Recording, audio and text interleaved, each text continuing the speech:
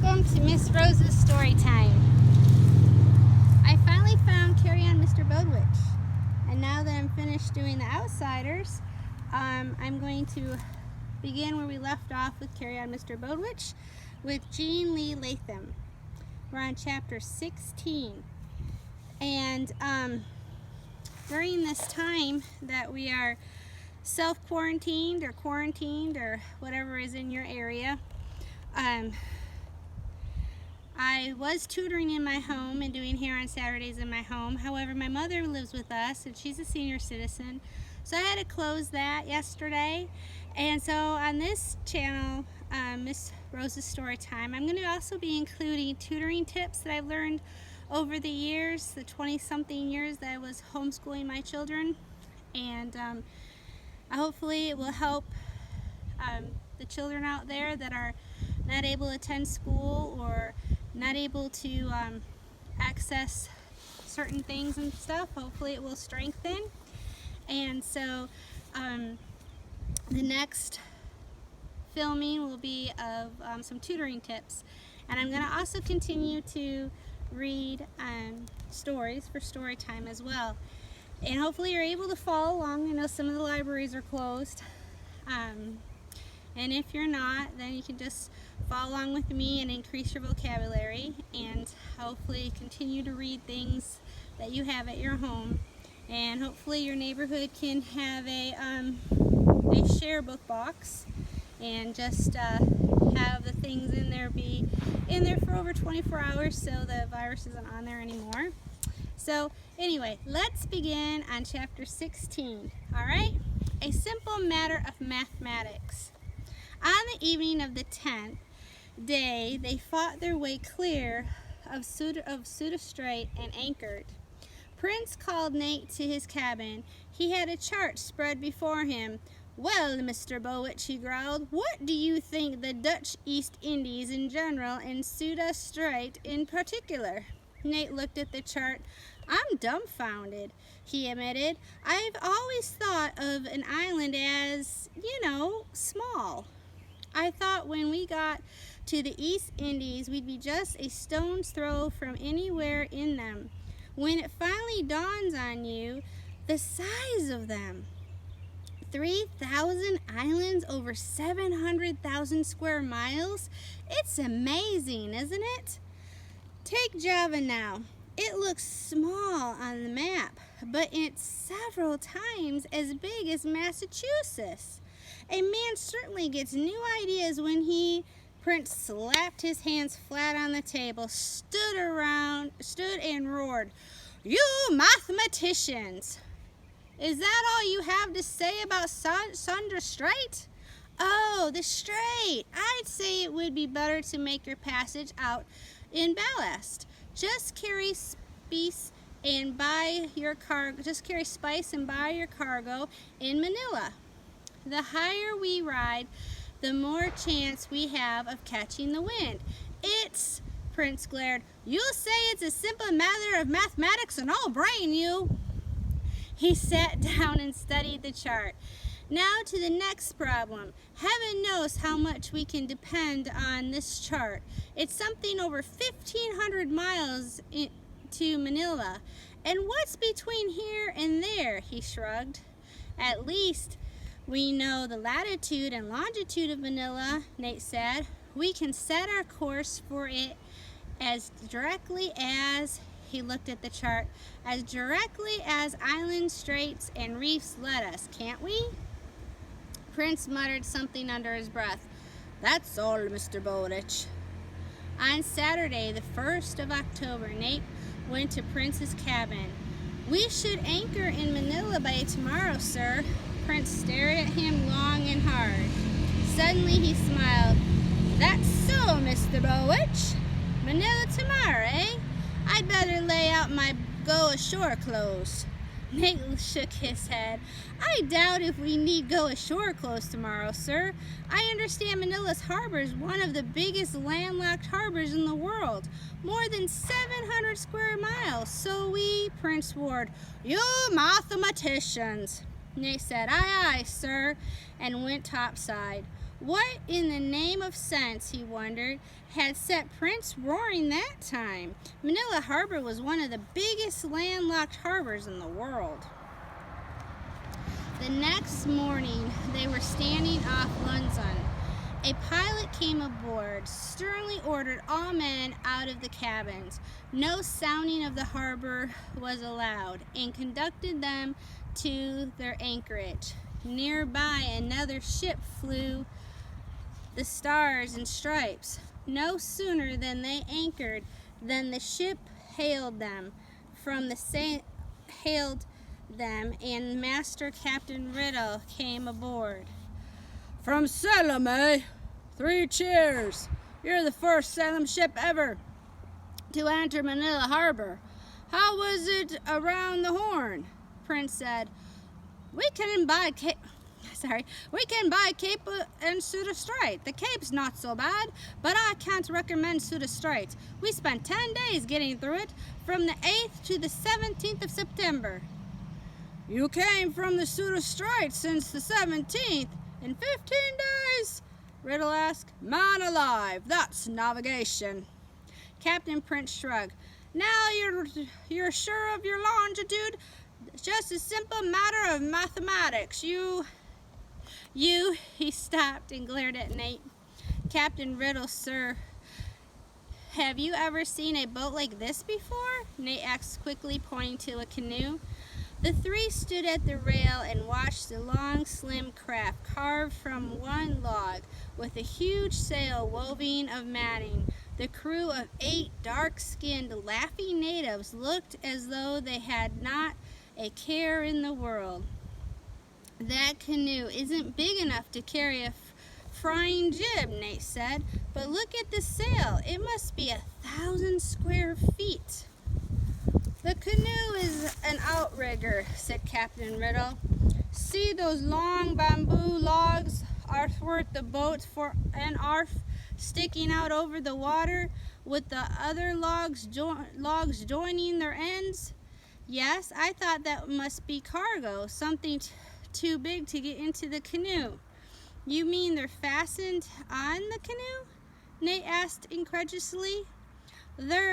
A sudden gust of wind caught the huge sail, and the canoe heeled over, throwing up at a spray of water. There she goes, yelled Nate. But 6 of the laughing brown men slid out on the bamboo logs on the windward side, and their weight balanced the huge sail against the pressure of the wind. The canoe righted itself and sped through the water. Captain Prince pursed his lips in a silent whistle. That's something, I'll tell. Nate stopped as Prince looked at him. Several times during their weeks at Manila, Nate felt Captain Prince's thoughtful stare on the back of his neck. In December, when they weighed anchor for home, the captains drawled, Well, Mr. Bowditch, you have a lot to tell her, your sister, I mean, won't you? Aye, aye, sir. And Nate remembered something he had to see about right away. What was Elizabeth doing now, he wondered, half a way around the world? That night he began to jot notes of all he would tell her and what he would leave out. The earthquake in Manila, he'd better skip that. Or should he? Would she hear about it from someone else and be worried? Week after week, as he stood his watches and taught the crew with one part of his mind, another part of it seemed busy checking off the miles and the months between him and Elizabeth.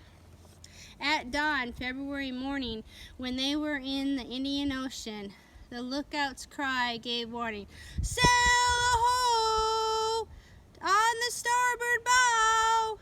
On the heels of the cry came Lem's bellow. Loose your guns! Long before the ship was near enough for the lookout to see her colors, the Astra was ready for action. When the lookout yelled, She's American! Lem Harvey growled, Secure your guns! The ship was the Stanley, from Boston, Captain Daniels commanding. Captain Daniels gave them news of home. Grim news. America was at war with France. Not declared yet, he said, when he sailed, but doubtless it was declared by now. The French were sinking American ships left and right. "Keep your guns shotted and your powder dry." Those were the parting words he bellowed through his trumpet. From then on, Nat could feel the tension in the air. He knew the lookouts strained their eyes as never before, sweeping the horizon for an enemy sail. He knew that many a man turned in all standing, ready for instant action.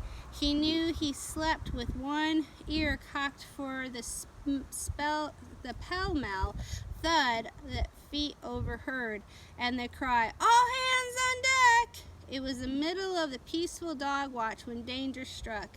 There were not a sail on the horizon or a storm cloud in the sky, just a fair wind abaft the beam and the Astra reaching for the cape.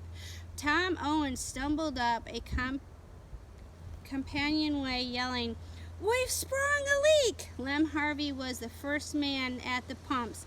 Nate heard him growl. Why couldn't it have been something simple, like a fight?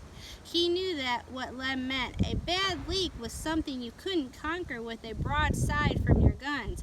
Even if it didn't drive them to a long delay in a foreign spot, it would be with them every league of the way to Salem Harbor. They'd be short-handed at all other work. Men would be needed at the pumps night and day. As the weeks passed, they held their own against the leak, but no more. At last they loaded the deep-sea lead sounded and brought up black mud. They were off Block Island. "We'll make it," Tom Owens roared. Lem growled, "There's many a reef between Block and Baker's Island." But the Astras plowed on, sand in the deep sea lead now. They were off the Nantucket. Tom grinned. "How about it, Lem?" "I'd like $1 every ship that's ground between here and Baker's Island," Lem growled. At dawn one morning late in May, the lookouts, "Land ho!" They had sighted Cape Ann. The thought flicked through Nate's head. "They're too tired to cheer. I know I am." Then a hoarse roar split the air and fairly shook the rigging, and Nate found he was yelling too. Captain Price was on deck now, grim-jawed alert. Danger was not over when they sighted Cape Ann. Still 6 hours ahead of them at the speed they were making. 6 hours, and one miscalculation could wreck a ship in sight of home. Gales at ledge to starboard, Pilgrim Ledge. How many ships had been wrecked within a stone's throw of home? Whale back to starboard. A good berth now to the northwest point of Baker's Island. Mid-channel now between Baker's Island and Little Misery. Captain Price was keeping Naugus Head and Coney Island in line now. A narrow lane of safety, hardy rocks and rising states, league and the skulls of Eagle Island. On the south, on the north, Bowditch Ledge. When he was young, Nate remembered, he felt proud of a ledge named Bowditch. Later he learned that having a ledge named for you or your ship meant disaster instead of honor. Bowditch Ledge astern to the north of them. Thoughts of home filled Nate's head, mixed with his thoughts of the channel they were following. Was Dr. Bentley on the lookout now? Had he sighted the Astra? Was his flag whipping in the breeze, giving the news to the town? West by north now, to give good berth to the haste. Was Elizabeth on Captain's Walk, watching for the Astra? What was she thinking about? Was she remembering their goodbye, or had she forgotten? Nate could feel his heart pounding. Over the roar of blood in his ears, he heard Prince's voice. "Southwest by south," the hailsman answered. "Aye, aye, sir, southwest by south." Abbott rock to starboard now, the souls of middle ground to labor. Would Elizabeth be on the wharf when they anchored? Of course she wouldn't, Nate told himself. He'd rather she wouldn't be. All that crowd and confusion, everyone talking at the same time, wives getting their husbands, mothers looking for their sons, every Tom, Dick, and Harry there, wanting to know what his venture. She wouldn't be there. Elizabeth was the first person he saw when he reached the wharf. Elizabeth standing on something to see over the crowd and smiling and waving. Somehow he wormed his way through the crowd to reach her. "Nate!" Elizabeth called. "We've been waiting for hours." A man's voice said, "Seems like days." Nate saw that man with her then, a tall, handsome chap with dark hair sweeping back in a widow's peak and smiling dark eyes. The young man said, "I don't suppose you remember me, Mr. Bowditch. I haven't been around Salem much for years. I was knee-high to a grasshopper when I went to Harvard." Nate shook his hand and smiled and called David Farrell by name. He said, of course, he remembered him. It was fine to see him again. "It's good to see you too, sir," David told him. "Elizabeth talks so much about you, like you were her big brother or something, almost like you were her father." Of course, Nate thought. He should have known. She was 17. He was 24. Just a simple matter of mathematics. "Mr. Bowditch," he told himself grimly, "you should have figured that one out." That's the end of chapter 16. I hope you enjoyed it. Tomorrow I'll read chapter 17. Either tomorrow or Monday, because tomorrow's church for me. So anyway, but I hope you all are enjoying the story, and if you've kind of lost where we've been, you can scroll down to the other parts of Miss Rose's story time and find Carry On Mr. Bowditch by Jean Latham, and catch yourself up to this chapter. And also when you scroll down, you'll see an interview with my mom about greasers and socias and stuff for when we were reading The Outsiders for Miss Karen Moxley's class.